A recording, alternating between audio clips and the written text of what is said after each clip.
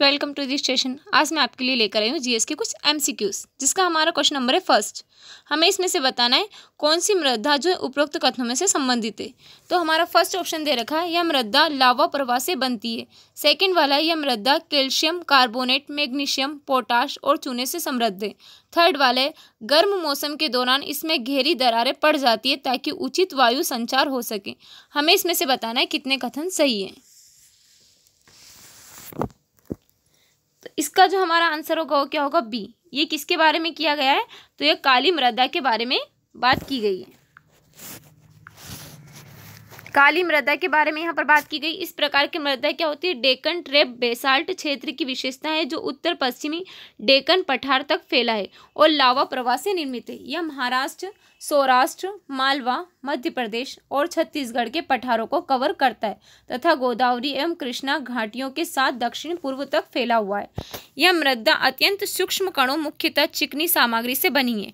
अपनी उत्कृष्ट आर्द्र क्षमता के लिए जाना जाने वाला यह वृक्ष शुष्क परिस्थितियों में कृषि गतिविधियों में सहायक होता है।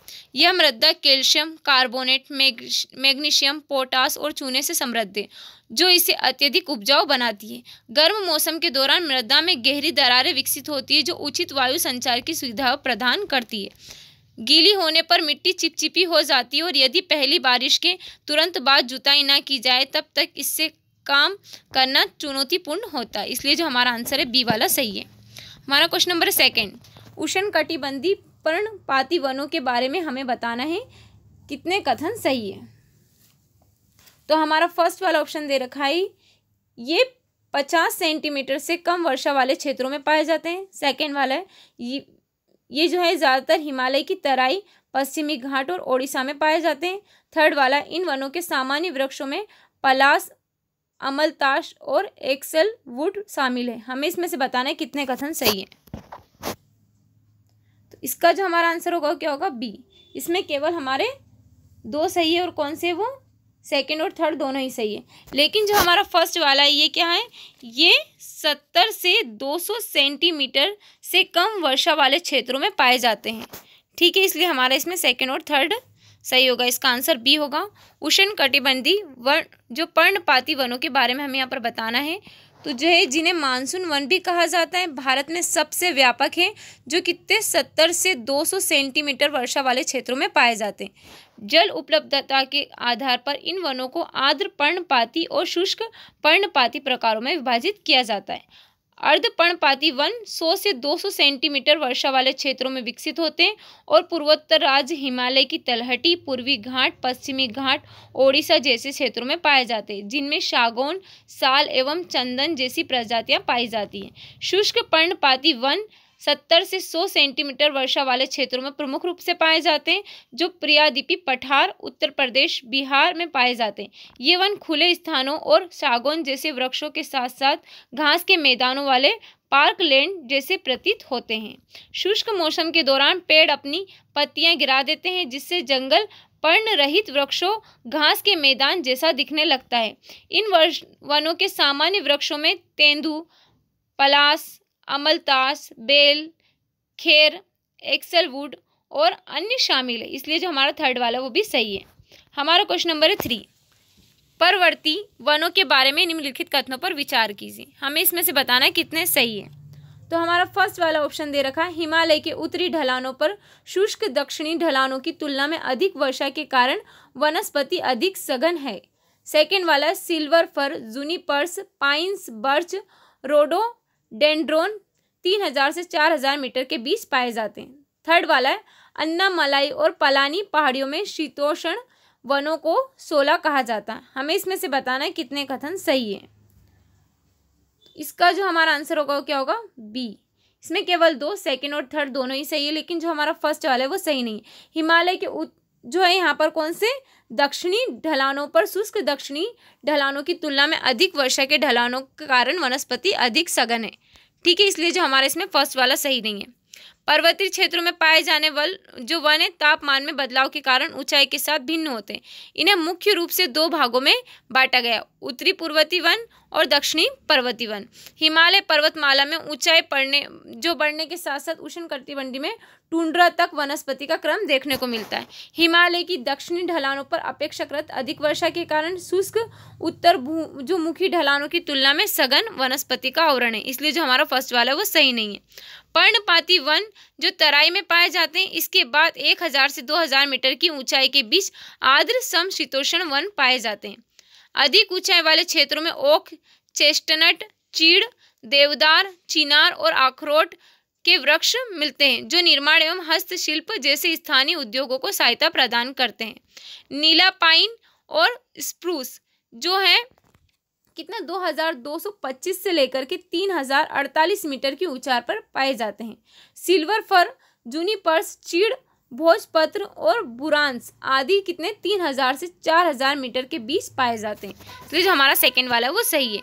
नीलगिरी, अन्नामलाई और पलानी पहाड़ियों में शीतोष्ण वनों को 16 कहा जाता है, इसलिए जो हमारा थर्ड वाला है वो भी सही है। हमारा क्वेश्चन नंबर है 4, बायोस्फीयर रिजर्व से संबंधित निम्नलिखित कथनों पर विचार कीजिए। हमें इसमें से बताना है कितने कथन सही हैं। तो हमारा फर्स्ट ऑप्शन दे रखा है, मानव और जैव मंडल कार्यक्रम MAB यूनेस्को का एक अंतर सरकारी वैज्ञानिक कार्यक्रम है। सेकेंड वाला है, कोर जोन वह स्थान है जहाँ कोर जोन की प्रकृति स्थिति की रक्षा हेतु गतिविधियों का प्रबंधन किया जाता है। थर्ड वाला है, बफर जोन सबसे भारी क्षेत्र है जो मानव प्रयासों और संरक्षण प्रयासों के बीच सहयोग को बढ़ावा देता है। हमें इसमें से बताना है कितने कथन सही है। तो इसका जो हमारा आंसर होगा वो क्या होगा, केवल एक। इसमें जो हमारा फर्स्ट वाला सही है, लेकिन जो हमारा इसमें सेकंड और थर्ड दोनों ही सही नहीं है। इसके बारे में हम डिटेल में पढ़ते हैं आगे। बायोस्फीयर रिजर्व के बारे में हम बताते हैं। तो बायोस्फीयर रिजर्व भूमि और तटीय क्षेत्रों का एक विशिष्ट और प्रतिनिधि पारिस्थितिक तंत्र है, जिसे यूनेस्को के मानव एवं बायोस्फीयर कार्यक्रम के तहत अंतर्राष्ट्रीय स्तर पर मान्यता प्राप्त है। यूनेस्को का मानव और जीवमंडल कार्यक्रम MAB जो वर्ष 1971 में शुरू किया गया था, एक अंतर सरकारी वैज्ञानिक पहल है। इसका उद्देश्य मनुष्य और उनके पर्यावरण के बीच संबंधों को मजबूत करने के लिए एक वैज्ञानिक आधार तैयार करना है, इसलिए जो हमारा फर्स्ट वाला है वो सही है। बायोस्फीयर रिजर्व के 3 मुख्य क्षेत्र हैं, core zone, buffer zone, transition zone. Core zone biosphere reserve का सबसे संरक्षित क्षेत्र है जिसमें स्थानिक पौधे और जानवर रहते हैं। कोर जोन में किसी भी मानवीय गतिविधियों की अनुमति नहीं है। इसके चारों ओर बफर जोन है जहां कोर जोन की प्राकृतिक स्थिति की रक्षा के लिए गतिविधियों का प्रबंधन किया जाता है, इसलिए जो हमारा सेकंड वाला है वो सही नहीं है। संक्रमण क्षेत्र सबसे भारी क्षेत्र है जो मानव उपक्रमों और संरक्षण प्रयासों के बीच सहयोग को बढ़ावा देता है, इसलिए जो हमारा थर्ड वाला है वो भी सही नहीं है। हमारा क्वेश्चन नंबर है 5, निम्नलिखित युग्मों पर विचार कीजिए। हमें यहाँ पर कुछ मृदा दे रखी है और उनकी जगह दे रखी है। हमें इसमें से बताना है कितने सही सुमेलित हैं। फर्स्ट हमारा ऑप्शन है जलोढ़ मृदा, पूर्वी तटीय मैदान। सेकंड वाला है लाल और पीली मृदा, ओडिशा। थर्ड वाला है लेटेराइट मृदा, महाराष्ट्र। हमें इसमें से बताना है कितने सही सुमेलित हैं।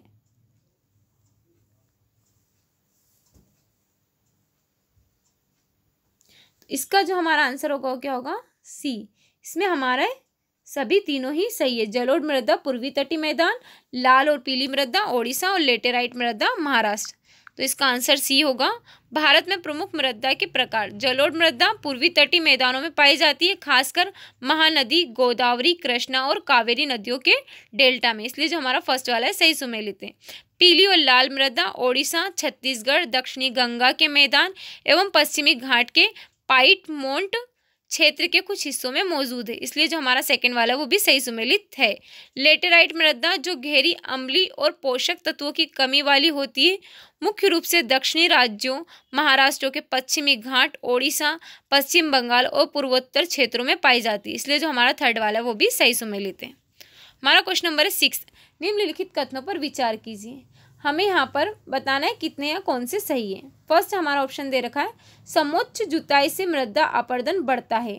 सेकंड वाला है चंबल बेसिन में बहता पानी चिकनी मृदा में अवनालिकाओं का निर्माण करता है जिन्हें खड्ड कहा जाता है। हमें से इसमें से बताना है कितने सही हैं।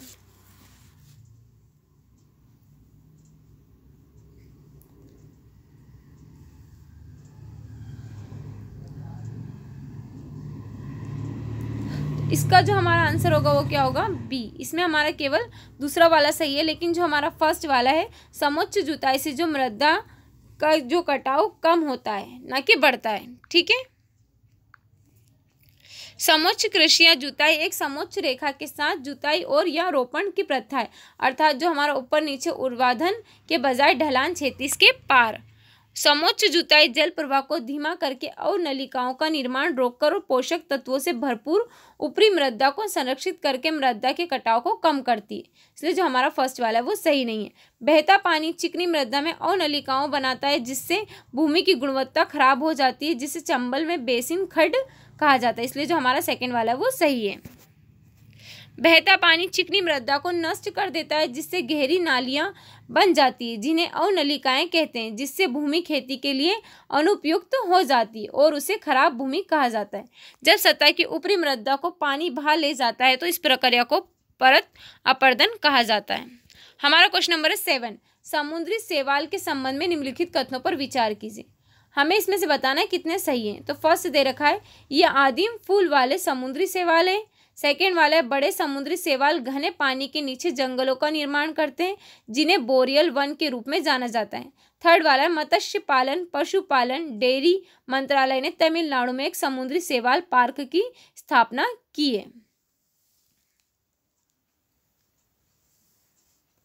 इसका जो हमारा आंसर होगा क्या होगा, डी। इसमें केवल हमारा जो थर्ड वाला है वो सही है, लेकिन जो हमारा फर्स्ट वाला है वो क्या है, यहाँ पर ये बिना फूल वाले समुद्री शैवाल है।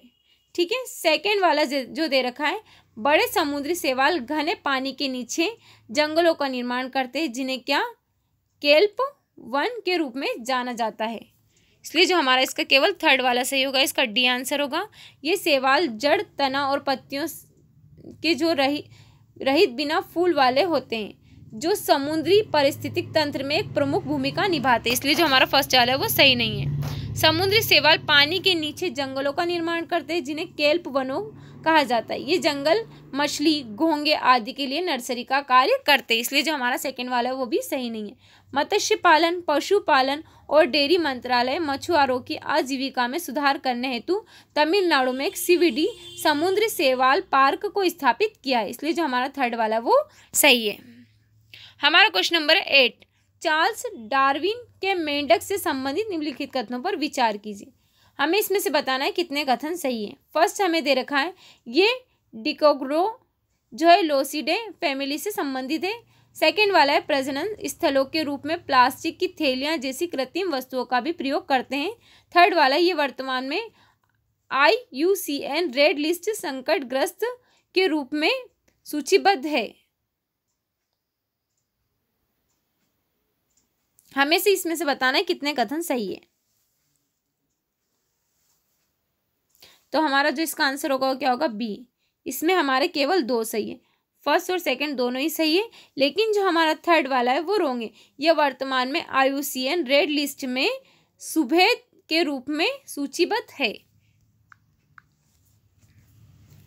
चार्ल्स डार्विन का मेंढक डिकोग्लोसिडे परिवार से संबंधित है, जो एशियाई मेंढकों का एक बड़ा समूह है, जिसमें 220 से अधिक प्रजातियां हैं, इसलिए जो हमारा फर्स्ट वाला है वो सही है।